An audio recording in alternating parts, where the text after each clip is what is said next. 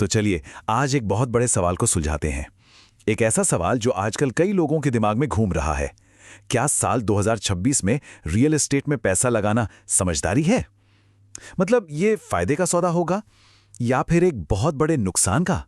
आइए इस गुत्थी को मिलकर सुलझाते हैं। अच्छा, ये बात तो हम सब ने अपने बड़ों से, अपने दोस्तों से कभी ना कभी जरूर सुनी होगी, है ना, कि भाई जमीन कभी घाटे में नहीं जाती। ये एक ऐसी लाइन है जिस पर हमारी कई पीढ़ियों ने आंख बंद करके भरोसा किया है। एक विश्वास कि जमीन या प्रॉपर्टी में लगाया गया पैसा तो हमेशा बढ़ेगा ही बढ़ेगा।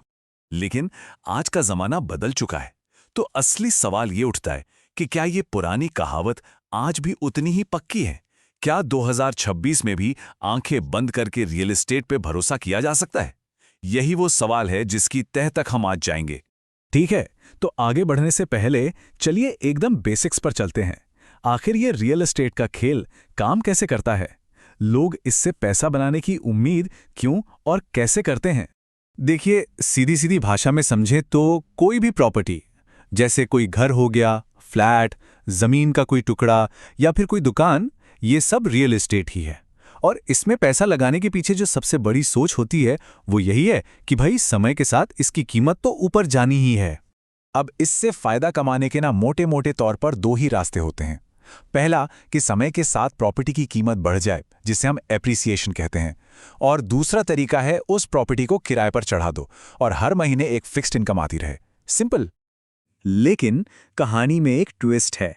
अब जरा सिक्के का दूसरा पहलू भी देख लेते हैं, क्योंकि हर निवेश की तरह इसमें भी कुछ बहुत बड़े खतरे छिपे हैं और यही आज के जमाने के इन्वेस्टर के लिए एक रियलिटी चेक है। तो हम वापस उसी पुरानी भरोसेमंद कहावत पर आते हैं, जमीन कभी घाटे में नहीं जाती। सच में क्या इसमें नुकसान होने का कोई चांस ही नहीं है? चलिए देखते हैं। यह समझना बहुत जरूरी है कि पैसा असल में फंसता कहां है। मान लीजिए किसी ने गलत लोकेशन पर पैसा लगा दिया या किसी धोखेबाज बिल्डर के चक्कर में आ गए। कभी कभी कानूनी कागजों में ही कोई बड़ी गड़बड़ निकल आती है या फिर अचानक ही पूरा मार्केट गिर गया। ये वो गड्ढे हैं जहां पैसा बुरी तरह फंस सकता है। और पता है सबसे बुरी बात क्या है? अगर इनमें से एक भी गलती हो गई तो मेहनत की पूरी कमाई सालों साल के लिए ब्लॉक हो सकती है। ना तो उससे कोई फायदा मिलेगा और ना ही वो पैसा वापस हाथ आएगा। और अगर हम खासतौर पर 2026 के मार्केट की बात करें तो मामला थोड़ा और भी पेचीदा है। कुछ बड़े शहरों में तो प्रॉपर्टी के दाम पहले से ही इतने ज्यादा हैं कि वो ओवरप्राइज्ड हो चुके हैं, और वहीं कुछ दूसरे इलाकों में प्रॉपर्टी तो है लेकिन उसे खरीदने वाला कोई नहीं है। तो ऐसी सिचुएशन में एक इन्वेस्टर के मन में सबसे पहला सवाल यही आता है कि भाई खरीदे तो क्या खरीदें, एक बना बनाया फ्लैट या जमीन का एक खाली टुकड़ा यानी कि प्लॉट। चलिए इस बड़े कंफ्यूजन को थोड़ा क्लियर करते हैं। देखिए, दोनों की अपनी अपनी कहानी है। प्लॉट को ना आमतौर पर ज्यादा सेफ माना जाता है क्योंकि जमीन तो लिमिटेड है, तो समय के साथ उसकी कीमत तेजी से बढ़ती है। दूसरी तरफ है फ्लैट। फ्लैट से हर महीने किराए की एक पक्की इनकम तो आती है, लेकिन उसकी वैल्यू जो है वो प्लॉट के मुकाबले काफी धीरे धीरे बढ़ती है। तो इतनी सारी बातें जानने के बाद अब हम आते हैं सबसे जरूरी सवाल पर। आखिर सही फैसला है क्या? ये आखिरी हिस्सा एक तरह से पर्सनल इन्वेस्टमेंट गाइड की तरह है, जो सही फैसला लेने में मदद करेगा।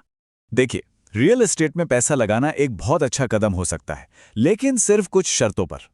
पहली शर्त, लोकेशन का चुनाव बिल्कुल सही होना चाहिए। दूसरी, सारे कानूनी कागजात अच्छी तरह से चेक किए गए हो। और तीसरी और सबसे जरूरी बात, प्रॉफिट के लिए प्रॉपर्टी को जल्दी बेचने की कोई हड़बड़ी ना हो।